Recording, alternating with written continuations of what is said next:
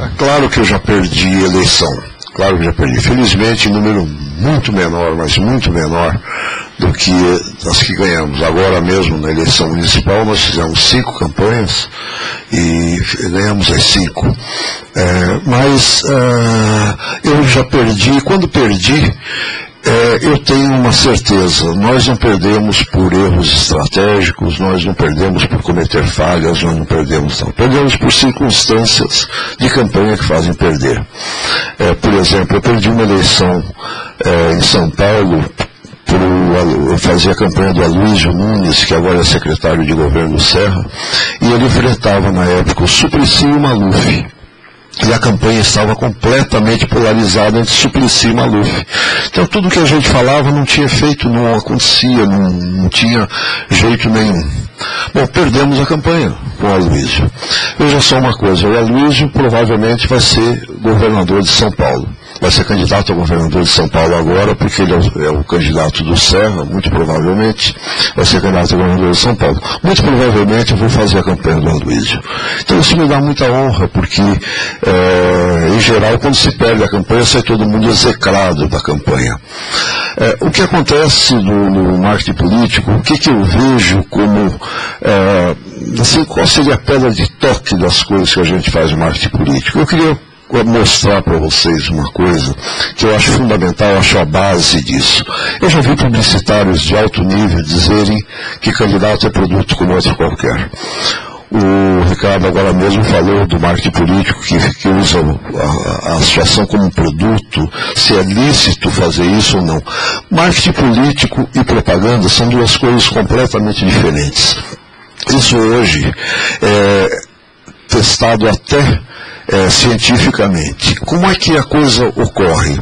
Quando a pessoa vai no supermercado, ela vai naquela gôndola, ela tem aquela alternativa de produtos, ela vai escolher um produto, ela é movida por aquilo que se chama um input inconsciente. Você, quando vai à gôndola do supermercado, sua mãe, ela vai escolher determinado produto que ela tem um input inconsciente que faz pegar. Que é o quê? Esse input inconsciente. É um hábito de consumo, está acostumado com aquele produto, não vai mudar, que é muito forte. E por isso as empresas mantêm o hábito de consumo. É o anúncio que ela viu na novela, o artista pegando aquele sabonete, ou aquela coisa e tal. É a vizinha que disse que o produto é bom, e aí ela acaba fazendo uma mudança, pode fazer uma mudança. Mas é assim que funciona mentalmente a cabeça das pessoas. Como é que ocorre no marketing político essa escolha? Essa escolha na política, na eleição, como é que ela ocorre? Ela ocorre por um processo absolutamente diferente. Ela ocorre por um processo de conscientização. Ninguém vai para a eleição e tem um impulso de votar naquele candidato. A pessoa passa por um processo de conscientização. Então, é esta a grande diferença. Hoje em dia, fizeram recentemente alguns estudos nos Estados Unidos, hoje em dia se definiu até que cerebralmente, o córtex cerebral, onde a pessoa, onde estão os impulsos elétricos, que faz a pessoa escolher um produto, e o que ela faz escolher um candidato é diferente. Então, essa é o grande segredo da coisa. Você não pode tratar uma campanha de marketing político da mesma forma como se trata uma campanha de produto. O candidato não é produto. O candidato é um ser pensante que interage com outros seres pensantes, que somos nós, que é o público. É aí que começa o grande erro da campanha. Por isso eu disse agora há pouco a vocês que quando eu vejo uma campanha publicitária, tipicamente publicitária, trabalhando para um candidato, não estou falando mal da publicidade, a publicidade é perfeita dentro daquilo que ela faz, eu já fui publicitário também, né? Mas quando eu vejo essa campanha publicitária, que o publicitário que está lá não teve capacidade para entender que o marketing político é diferente da propaganda, eu vibro de alegria, porque eu sei aonde eu vou pegar. Ele vai vir com uma coisa que para a publicidade funciona, que é aquela coisa do impulso.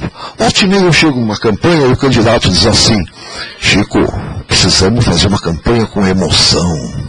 botar emoção na campanha, porque é assim que as pessoas vão escolher, é assim que elas escolhem. Eu digo, não, cara, não.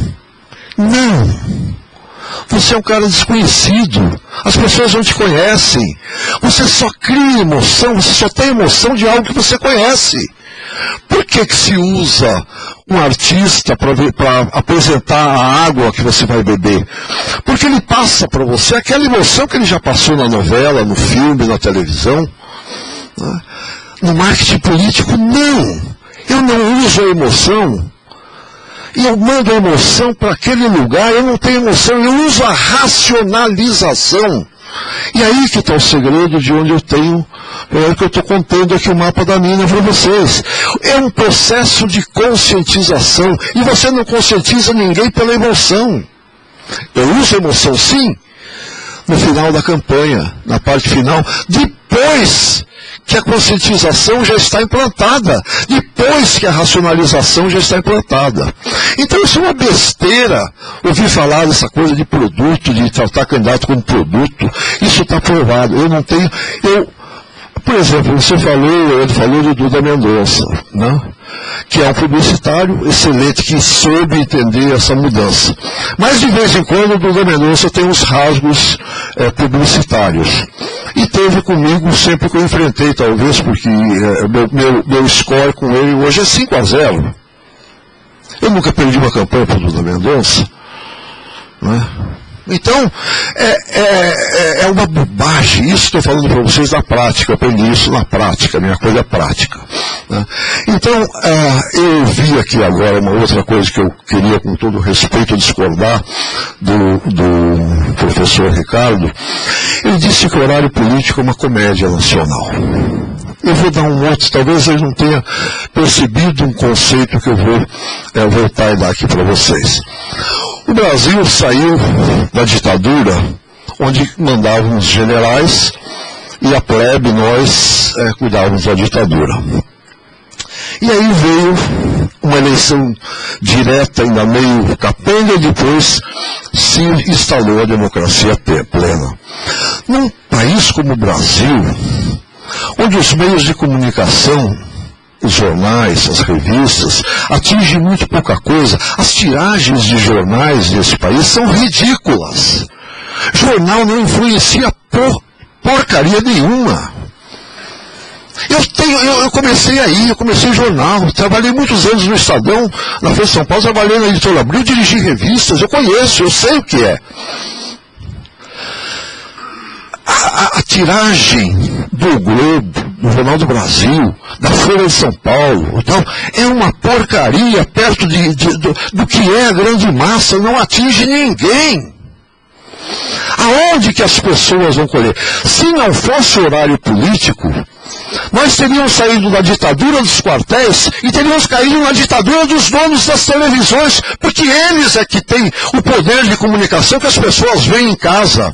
O horário político é um grande fator de redemocratização. O horário político permitiu que partidos como o PT crescessem e prosperassem. E isso é um ganho para a democracia. Se não fosse horário político, não tinha PT, não tinha o PSOL, não tinha a contraposição que é importante ter. Isso só foi possível porque havia democratização do horário político. Então, o Brasil é um país de Nós não podemos ver o país pelo nosso circuitinho intelectual imbecil que nos cerca. Imbecil no sentido que não vê o que acontece lá fora. Não vê o que acontece com a Dona Maria, com o seu José, que estão lá no bairro com dificuldade para cuidar dos filhos. Então, analisar a coisa do nosso ponto de vista intelectual é muito fácil.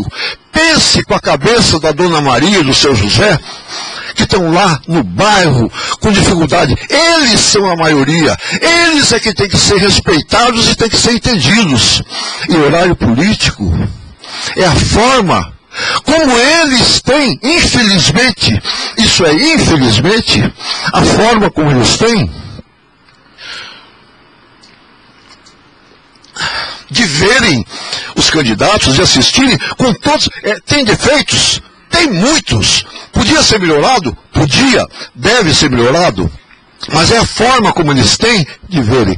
Nós não podemos pensar apenas com a cabeça do nosso círculo de amigos, do nosso círculo de vida. Nós somos privilegiados. Neste país, nós, vocês que estão numa universidade como essa, eu que tenho uma vida tal, nós todos somos privilegiados. Este país não é isto aqui. Este país é uma massa muito maior que isso aqui, de gente que tem muita dificuldade para viver, que são iletrados, que não leem, que veem televisão e é onde elas se informam do que está acontecendo, é onde elas se informam. Hoje a gente capta em pesquisa. Você vai fazer uma pesquisa hoje, por exemplo, aqui no Rio de Janeiro, a gente usa muito pesquisa no marketing político.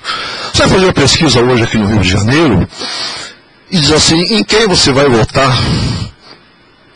para governador? Nós aqui já temos a nossa cabeça, nós somos politizados, um encaminhamento aí. A grande massa vai ser, você vai ter hoje ainda uma massa muito grande, uma maioria muito grande de gente que não sabe. Aí você diz assim, mas por que você não sabe? Você vem na pesquisa, você pergunta, por que você não sabe? Ela diz assim, porque a campanha não começou. Aí você faz a terceira pergunta, eu estou falando isso que acontece periodicamente, acontece hoje aqui no Rio de Janeiro, em São Paulo, em qualquer lugar. Por que a campanha não começou? Porque a campanha não começou, o horário político, a hora que os políticos aparecem. Então, há defeitos, mas nós não podemos condenar o processo, porque o processo foi o processo que trouxe a redemocratização para o país. Nós teríamos, acredite no que eu estou dizendo, saído da ditadura dos quartéis e caído na ditadura dos donos das televisões, que seriam os donos da possibilidade de comunicação. Quem abriu a discussão? Como é que essa discussão pode chegar para todo mundo? Como é que essa discussão pode se tornar democrática e nacional? Ela pode se tornar democrática e nacional através do horário político. Há erros, continuo dizendo, há erros, volte e meia há erros, mas os erros não são do processo, são de uma falta de uma lei eleitoral correta, de uma falta de princípios éticos, de uma lei, de uma falta de vergonha que muitas vezes falta nesse país. Mas o horário político, ele foi o responsável pela redemocratização do país. Então vamos ver o horário político. Nós somos politizados, nós não precisamos desse tipo de informação, mas a grande massa que está lá no bairro, ela precisa desse tipo de informação. Então essa é uma segunda apresentação, isso que eu gosto. Digam o que mais que a gente pode falar aí.